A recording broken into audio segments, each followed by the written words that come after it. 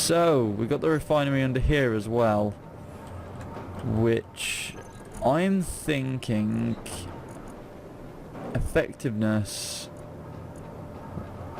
and power efficiency. So I'm thinking effectiveness, power efficiency. That way we're kind of counteracting the impending cost of power that the effectiveness ones are gonna cost us, and hopefully that will work. So I don't know what else we needed. What else do we run out of? Construction components. I think that would probably do it. I do. New metal grids for these ones as well. Yeah, metal grids for the effectiveness ones. Do we have any metal grids? We do. I only got like 24, but 95. How much do they take? How much do they take? Not a lot by the looks of it. Nope, 10. So that's all those done now. That is the upgrades done. And they do look really good. I like the models for the effectiveness stuff because they look a little bit more complex. Other blocks like the like the arc furnace and stuff, I'm not particularly keen on because again they don't look complicated.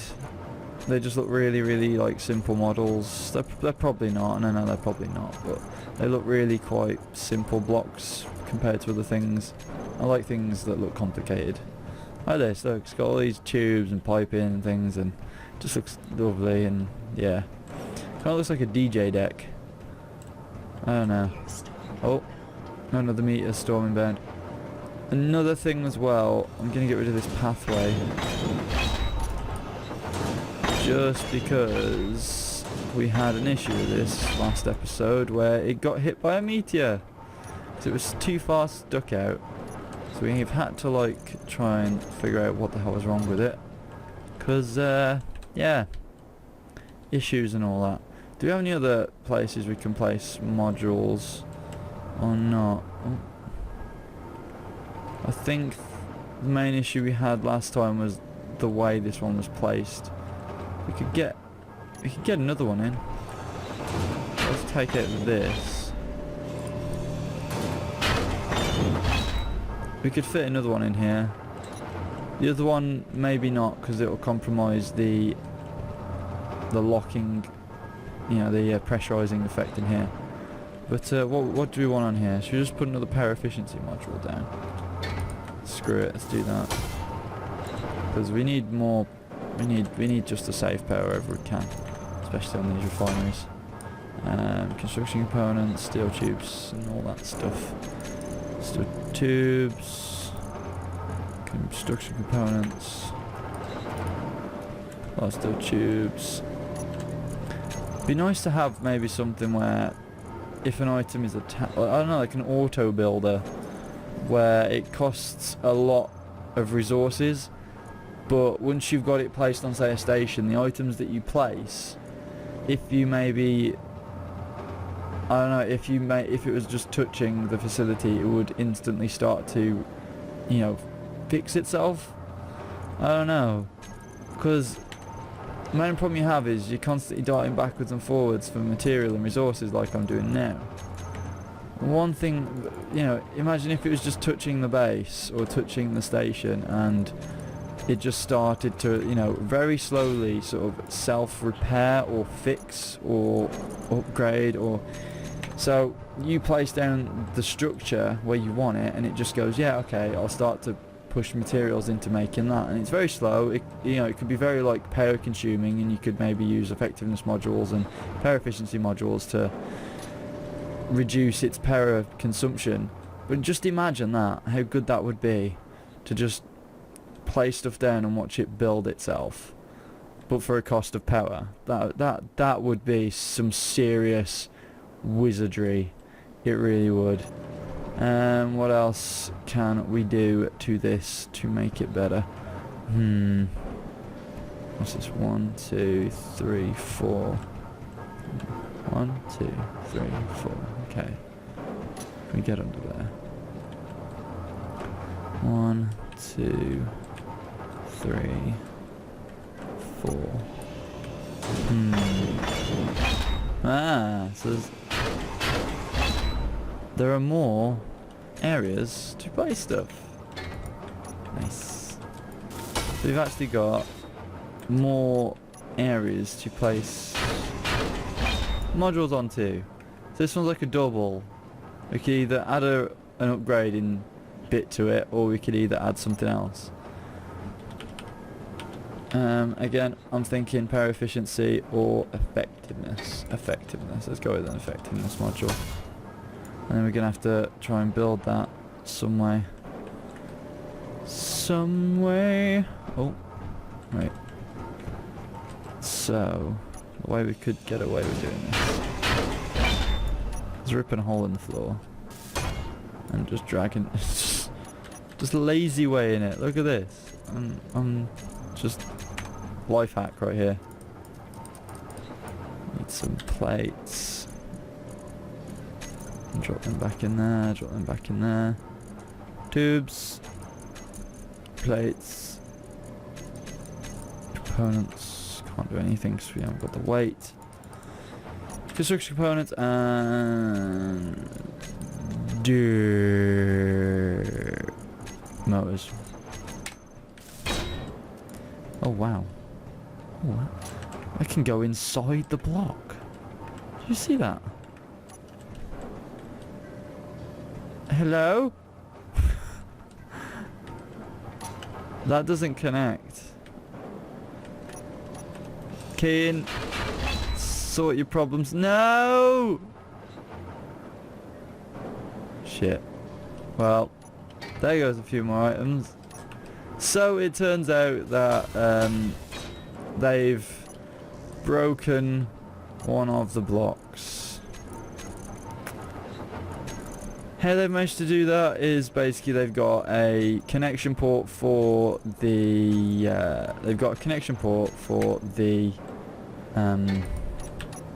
conveyors, and they've then got the tiny square for the upgrade modules on the same thing. So it's kind of going, I don't know what to do here. Connected to one, but I'm not connected to the other, but this is really, really confusing me. Well done, Keen. You broke it again.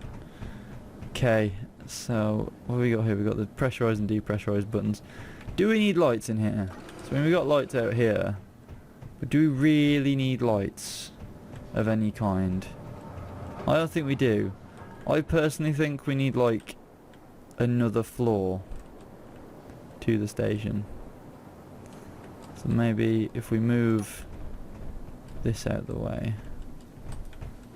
If we move your ass out of the way. Turn you on first. How is it critical when you've got 328 days of fuel left? Again, what the fuck? Okay. It's gonna shift you, make you hug the side of that. And then we're gonna just wiggle out. And then this, our little grindy craft, grindy. You, sir, can move up here and just put pressure against the side. There we go. Now we'll jump out of you. Make sure you're not moving. You moving? No, you're not. Good.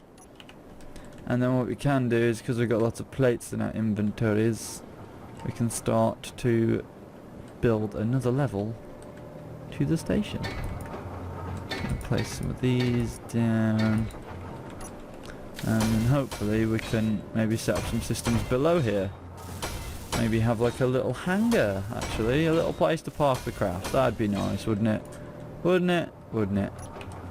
So what we'll do is we'll just start working on this floorway, and shizzle whizzle.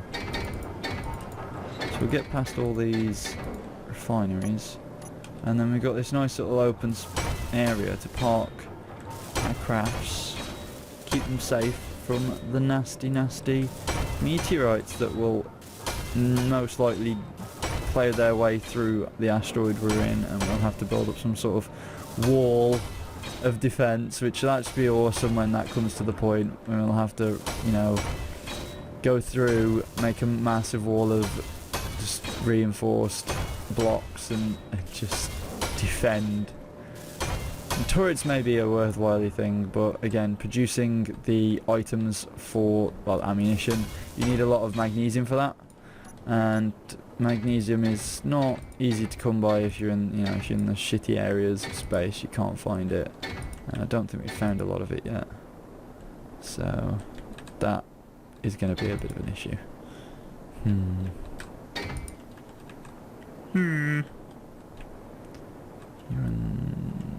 Is it that one? Oh, I've been watching lots of films lately as well.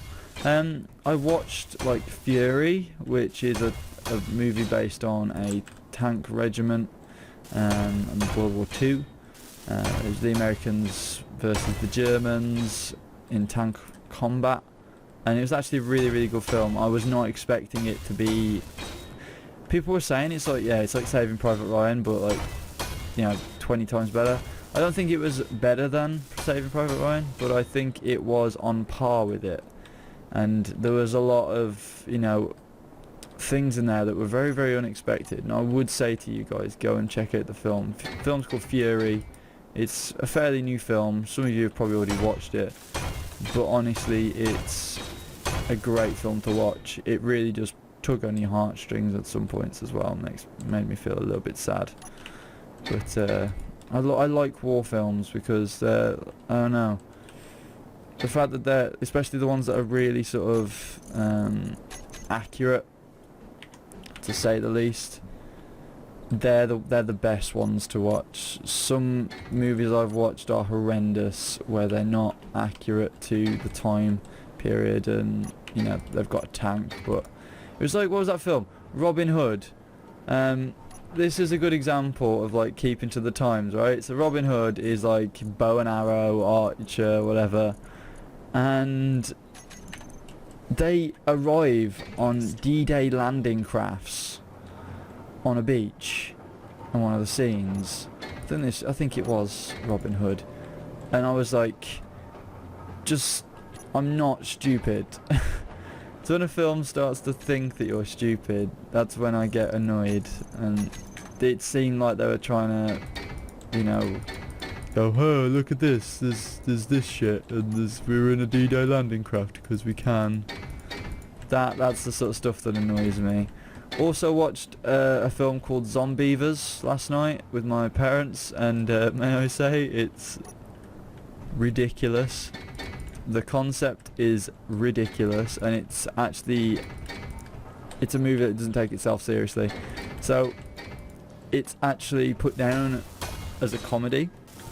It's like what was it, tongue-in-cheek comedy, where things were just ridiculous, but in a good way. It's like a way you can just easily laugh at it. And I was in stitches most of the time. And I did really, really enjoy it. Rare steel plates, Jesus. But look at what we've managed to get done.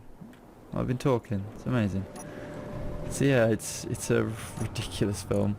I would say go and watch it, but I would say don't buy it. If you have to buy it, I would not buy it.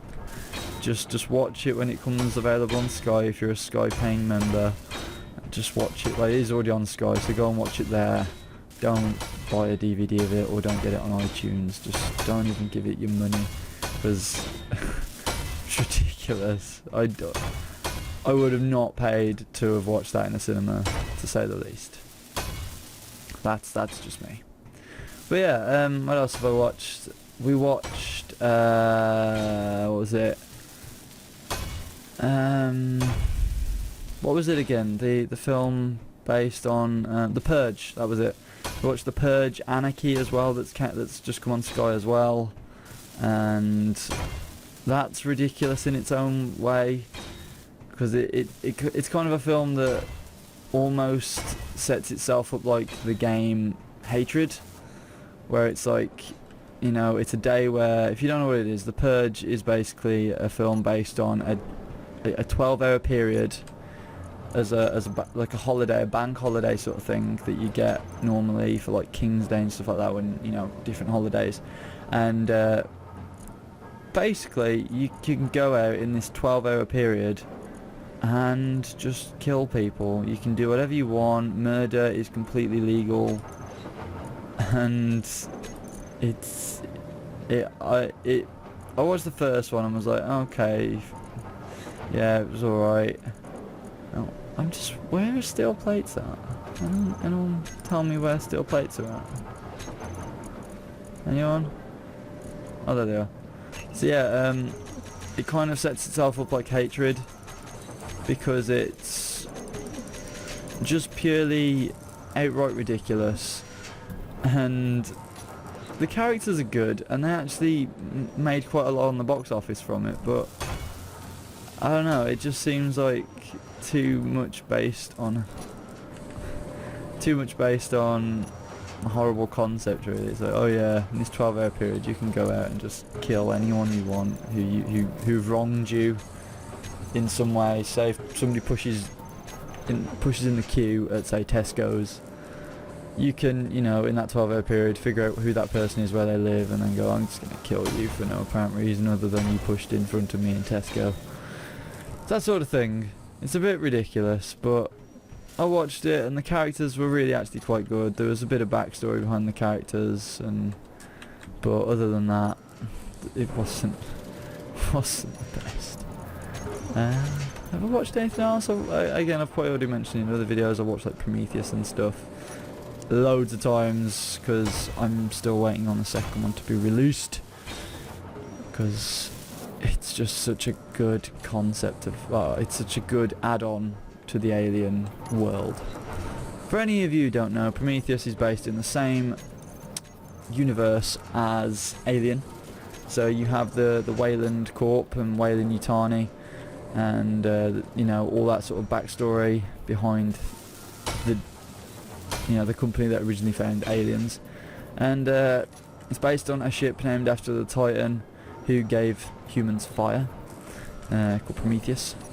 And the ship on that, if nobody's seen the ship, just Google the whatever their abbreviation is on the start of the ship names.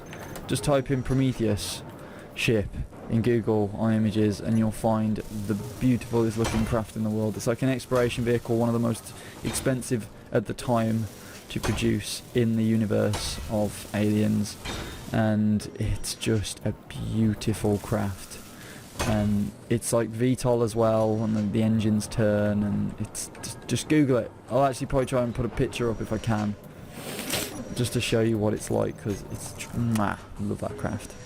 And that's where I get a lot of my ideas from and inspiration from for ships, because it's good and well taking. I found somebody shared a random ship generator on the Facebook page, and that was pretty good, pretty useful, but it wasn't, it didn't provide a lot in terms of how they work and all the ins and outs.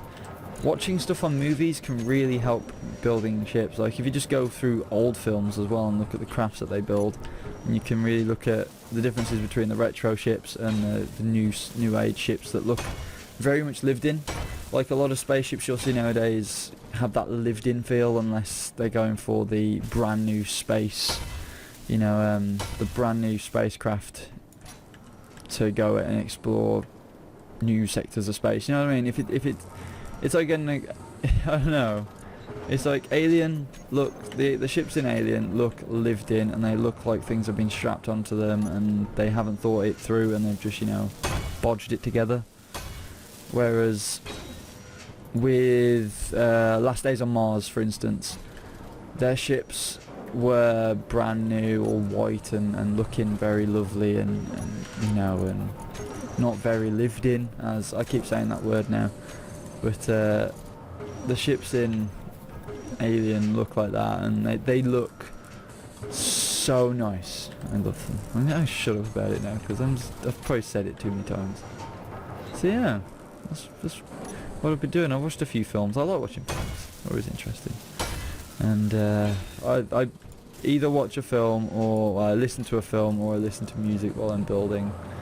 Music wise, I listen to most heavy metal, Killswitch, Engage, Avenged Sevenfold, Sepultura, Napalm Death. If anyone's heard of any of these bands, even like Slipknot and stuff. Slipknot got me into that sort of genre of music when I was a kid. So I couldn't stand pop and R&B, and I have to listen to it every day at work, and when I'm, at a mate's house and stuff, and when I go out around town, I'll put up with it, but when I get home, I go into my own world of metal.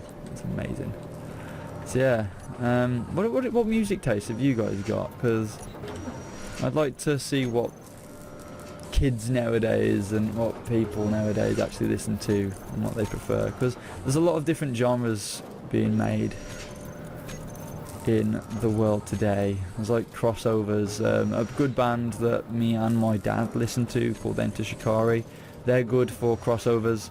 Massive fans of them, went to see them in Athens, and we've been to see them a few other times in the UK as well, and they're really good because they mix up dubstep, metal, screamo, bits of everything, and they're also quite political, and they have a lot of meaning to the songs that they actually do, which is nice, because some songs to me just feel like they've been produced because they needed to be produced, not because the person making the music wanted to do it.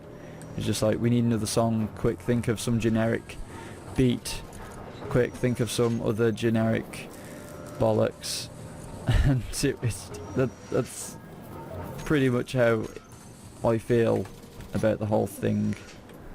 So that's the main reason why I dislike a lot of the music that's mainstream, because of that reason. They're just manufactured for the masses rather than made because the person actually enjoys it. And like the whole Zayn thing with One Direction was a bit of a ridiculous one, because he turned around and says he wants to be a normal 20 whatever year old, and then he goes and does a Robbie Williams and produces his own music. That's the stuff I hate, and that's the stuff you don't see a lot of in the rock industry. So yeah, the only thing you really see in the rock industry is people dying, because there's a lot of good members who've passed away through drug overdoses. So you've had Paul Gray, you've had the Rev from Avenged Sevenfold, and a few other people as well, and even going back ages and ages, like Jimi Hendrix, people like that, I was at that's under 25 club or something like that they call it, where they don't even make it to that age. Yeah. But anyway, that's my music taste and my sort of film tastes anyway. It's for any of you who are interested in that, and any of you, if you're interested in any of those sort of movies, you have any recommendations for movies and or bands, songs, just give me a shout, because I'm happy to listen to anything. It's just whether I like it is a different story altogether. So I've made this platform while I've been talking your heads off, and it's actually pretty good. It's now a little bit of a place where I can ditch the ship. So I can't really do anything with Jeremy's unless I go through the grinded phase of the... that's actually not a bad idea. I'm going to hack into his ship, because I can. And then I can move it. So what we're going to do, it's going to grind that down, then we can weld it back up again, and then this will be mine, because it was originally set for Jeremy. So if I now go T, there we go. And now... Oh, you're kidding me. Don't say I can't disconnect. Can I disconnect? Should I hack this as well? Is there a hack line on this? I don't know. Oh, this was the craft he said doesn't have like thrusters in one direction. The way to stop that is to spin. You're fucking kidding me.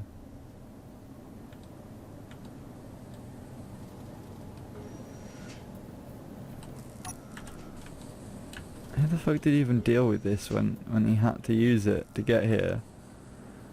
How did he even deal with this? This is horrible.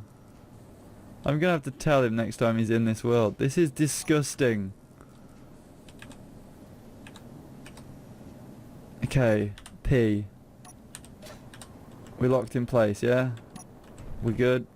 Can you even turn the engines off? Do I not have access to anything?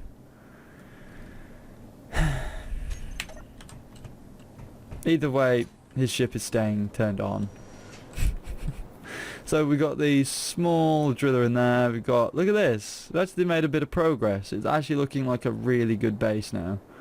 I think the one thing we just need to tweak with is this right here. Just replace them with some regular blocks. And I think that is about it for today, guys. We've got a lot done again.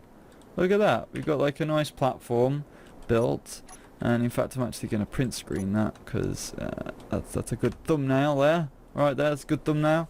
And yeah, so if you guys have enjoyed this hour and a bit of me rambling on and talking and building and doing Space Engineers stuff, then don't be afraid to like, favourite and of course subscribe for more. I'll try and see if I can get anyone else in. But Robin or Zeno is currently, he's like he's a bit of a loose cannon at the moment because he's on, but then he's off, and he's on at weird times in the day and stuff, and we can't really talk to him as much. Jeremy can, because of course they can just text each other, but we can't really talk that much on Skype and things at the moment, or play properly, because Robin's practically a gypsy at the moment with his new house and all that, and Jeremy can be busy every now and then. Sometimes you'll catch him when he's not busy. Believe he's busy this weekend, so we can't get him in. But I'll see if there's anyone else who wishes to come join me in this sort of survival thing. If there is anyone, then, you know, let's just hope for the best, really. So if you guys have enjoyed, then please like, favorite, and of course subscribe for more, and I'll see you guys in the next episode of Space Engineer Survival. Peace!